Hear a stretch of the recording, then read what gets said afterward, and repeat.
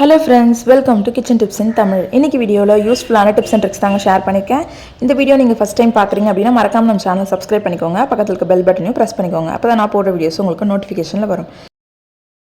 First idea என்னென்னு பார்க்கலாங்க. நம்ம ஃபிஷ் ஃப்ரைலாம் செய்கிறோம் அப்படின்னா அந்த பாத்திரத்தில் அடியில் கொஞ்சம் ஆயில் வந்து தங்கிடும். இந்த மாதிரி ஆயில் இருக்குது அப்படின்னா அதை க்ளீன் பண்ணுறது கொஞ்சம் சிரமமாக இருக்குங்க. ஏன்னா நம்ம ஸ்க்ரப்பர் ஃபுல்லாக ஆயில் ஆகிடும். ஸோ இந்த மாதிரி ஆயில் பாத்திரத்தை ஈஸியாக க்ளீன் பண்ணுறதுக்கு ஒரு சூப்பர் டிப் பார்க்கலாங்க.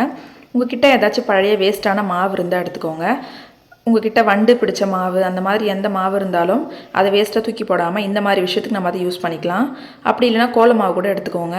கொஞ்சமாக அது மேலே நல்லா தூவி விட்டுட்டு அதுக்கப்புறம் நீங்கள் அந்த மாவு ஃபுல்லாகவே கையில் நீங்கள் எடுத்தீங்க அப்படின்னா கொஞ்சம் கூட உங்களுக்கு எண்ணெய் பிசுக்கே அந்த கடாயில் இருக்காதுங்க. நம்ம போட்டு அந்த மாவே வந்து அந்த ஆயில் அப்சர்வ் பண்ணிடும். ஸோ இப்போ நம்ம கையில் ஃபுல்லாக அந்த மாவை ஃபுல்லாக நீங்கள் எடுத்தீங்க அப்படின்னா கொஞ்சம் கூட ஆயில் இல்லாமல் அந்த மாவு ஃபுல் ஆயிலையும் அப்சர்வ் பண்ணிகிட்ருக்கோம் பாருங்கள். இப்போ நான் உங்களுக்கு இந்த மொத்த மாவையும் ஒன்றா சேர்த்து காமிக்கிறேன். இப்போ இந்த கடாயை நம்ம ஈஸியாக க்ளீன் பண்ண மாதிரி ஆகிடுச்சு.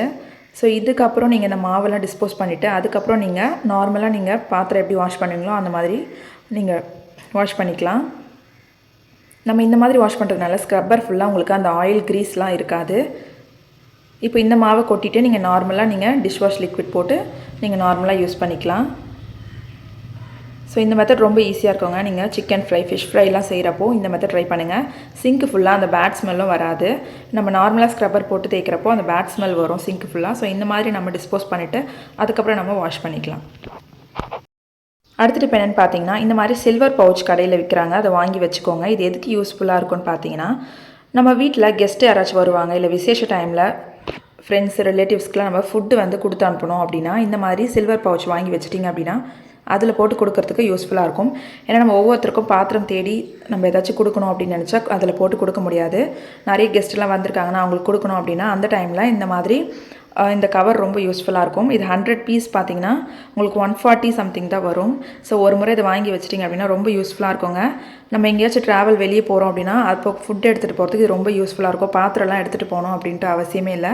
இந்த மாதிரி சில்வர் பவுச்சில் நீங்கள் சாப்பாடு போட்டு ஒரு ரப்பர் பேண்ட் வாங்கி வச்சிட்டிங்க அப்படின்னா அதை போட்டு நீங்கள் ஈஸியாக எடுத்துகிட்டு போகலாம். நம்ம வெளியே போகிறப்போ ட்ராவல் பண்ணுறப்போலாம் இது ரொம்ப ஈஸியாக இருக்கும். இதில் ஃபுட்டு மட்டும் தான் எடுத்துகிட்டு போகணுன்ட்டு இல்லை. இதில் மேக்கப் ஐட்டம்ஸ் எடுத்துகிட்டு போகலாம், மெடிசன்ஸ் போட்டு எடுத்துகிட்டு போகலாம், குழந்தைங்களுடைய திங்ஸ் ஏதாச்சும் சிரப் பாட்டில் அந்த மாதிரிலாம் போட்டு எடுத்துகிட்டு போகிறதுக்கு இது ரொம்ப யூஸ்ஃபுல்லாக இருக்குங்க. ரப்பர் பேண்ட் போட்டு நீங்கள் எடுத்துகிட்டு போனீங்கன்னா கீழே கொட்டாமல் இருக்கும். நிறைய விஷயத்துக்கு நம்ம இதை யூஸ் பண்ணிக்கலாம். ஸோ இந்த மாதிரி வாங்கி வச்சுக்கோங்க. நெக்ஸ்ட் ஐடியா பார்க்கலாங்க. இந்த மாதிரி வாட்டர் பாட்டில் மூடி நம்மக்கிட்ட நிறைய இருக்கும். ஸோ இந்த வாட்டர் பாட்டில் மூடி வச்சு ஒரு சூப்பரான ஆர்கனைசர் தாங்க ரெடி பண்ண போகிறோம். நான் வந்து ஒரு 4 கேப் எடுத்து வச்சுருக்கேன். இப்போ இந்த கேப்புடைய பேக் சைடில் டபுள் சைட் டேப் போட்டு ஒட்டி விட்டுருங்க. இப்போ இதை ஒட்டிட்டு உங்களுடைய பாத்ரூம் செவத்தில் ஒட்டி விட்டுருங்க. இதை ஒட்டிட்டு உடனே யூஸ் பண்ணாதீங்க. ஒரு 2 மணி நேரம் அப்படியே விட்டுருங்க. அதுக்கப்புறமா நம்ம இதை ப்ரஷ் ஹோல்டராக யூஸ் பண்ணிக்கலாம். உங்கள்கிட்ட எத்தனை ப்ரஷ் இருக்கோ இந்த மாதிரி மூடியை ஒட்டிட்டு நீங்கள் ப்ரஷ் ஹோல்டராக யூஸ் பண்ணிக்கலாம். இந்த மாதிரி நீங்கள் ஆர்கனைஸ் பண்ணிட்டீங்க அப்படின்னா ப்ரஷ் எடுக்கிறதுக்கு ரொம்ப ஈஸியாக இருக்கும். மிஸ் ஆகாமல் இருக்கும். தேட தேவையில்லை. பார்த்தோன்னே நம்ம எடுத்துக்கலாம். ஸோ உங்கள் குழந்தைங்களுக்கும் இது ரொம்ப ஹெல்ப்ஃபுல்லாக இருக்கும். ட்ரை பண்ணி பாருங்கள். அடுத்துட்டு இப்போ என்னென்னு பார்க்கலாங்க. நம்ம வீட்டில் கிராசரிஸ் வாங்கிட்டு வந்தோம் அப்படின்னா எந்த பொருளாக இருந்தாலும் அதை வந்து ஓப்பன் பண்ணிவிட்டு அப்படியே வச்சிட்டோன்னா வண்டு பூச்சியெல்லாம் வந்துடும். ஸோ அந்த மாதிரி வராமல் இருக்கிறதுக்கு இதை எப்படி சீல் பண்ணுறதுன்னு பார்க்கலாம். நான் வந்து ரவை பேக்கெட் தான் பாதி யூஸ் பண்ணியிருக்கேன், பாதி அப்படியே இருக்குது. இது நம்ம பாத்திரம் இல்லை அப்படியே போட்டு வைக்கிறதுக்கு அப்படின்னா அதை அப்படியே வைக்காதீங்க.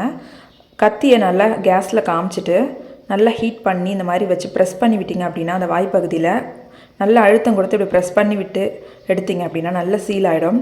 இந்த மாதிரி சீல் பண்ணிட்டீங்க அப்படின்னா கீழே கொட்டவே கொட்டாது. நீங்கள் எப்போ வேணுமோ யூஸ் பண்ணிக்கலாம். இந்த மெத்தட் ரொம்ப யூஸ்ஃபுல்லாக இருக்குங்க. எல்லா பேக்கெட் ஐட்டம்ஸையும் இந்த மாதிரி நீங்கள் சீல் பண்ணி பாருங்கள். கீழே கொட்டவே கொட்டாது. ஸ்பேஸும் நிறைய சேவ் ஆகும்.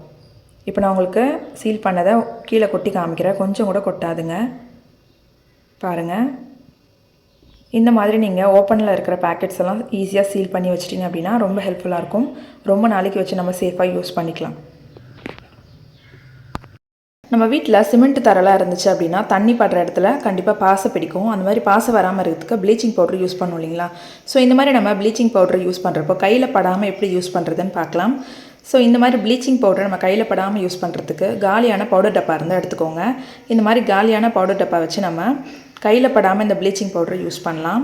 ஸோ உங்கள்கிட்ட வேஸ்ட்டான பவுடர் டப்பா இருந்துச்சு அப்படின்னா அதில் இந்த ப்ளீச்சிங் பவுடரை போட்டு ஸ்டோர் பண்ணி வச்சுக்கோங்க. இப்போது இந்த டப்பாவை நல்லா க்ளோஸ் பண்ணி விட்டுருங்க. க்ளோஸ் பண்ணிவிட்டு இப்போ எங்கெல்லாம் உங்களுக்கு வீட்டில் பாசம் இருக்கும் அந்த இடத்துலலாம் இந்த மாதிரி ப்ளீச்சிங் பவுடரை ஒரு பவுடர் மாதிரி நீங்கள் தூவி விட்டிங்க அப்படின்னா அந்த பாசெல்லாம் ஈஸியாக போயிடுங்க. இப்போ பாருங்கள், தண்ணி படுற இடத்துலலாம் கண்டிப்பாக பாசை இருக்கும்.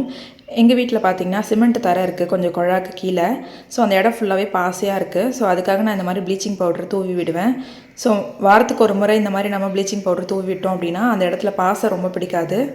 ஸோ இந்த மாதிரி உங்கள் வீட்லேயும் இருந்துச்சு அப்படின்னா நீங்கள் இந்த ப்ளீச்சிங் பவுடர் யூஸ் பண்ணுறப்போ கையில் படாமல் நம்ம இந்த மாதிரி காலியான பவுடர் டப்பா வச்சு யூஸ் பண்ணிக்கலாங்க. இது ரொம்ப ஈஸியான மெத்தடாக இருக்கும். ட்ரை பண்ணி பாருங்கள். இந்த டிப்ஸ் உங்களுக்கு யூஸ்ஃபுல்லாக இருக்கும்னு நினைக்கிற ஃப்ரெண்ட்ஸ், கண்டிப்பாக ட்ரை பண்ணி பாருங்கள். ட்ரை பண்ணிவிட்டு எந்த டிப்ஸ் உங்களுக்கு யூஸ்ஃபுல்லாக இருக்குன்னு கமெண்ட்டில் மறக்காமல் சொல்லுங்கள். அண்ட் இந்த வீடியோ பிடிச்சிருந்தா ஒரு லைக் கொடுங்க. உங்கள் ஃப்ரெண்ட்ஸ் அண்ட் ஃபேமிலிக்கும் ஷேர் பண்ணுங்கள். இந்த மாதிரி யூஸ்ஃபுல்லான வீடியோஸ்லாம் மிஸ் பண்ணாமல் பார்க்கணும்னு நினச்சிங்கன்னா நம்ம சேனலை மறக்காமல் சப்ஸ்கிரைப் பண்ணி வச்சுக்கோங்க. தேங்க்யூ.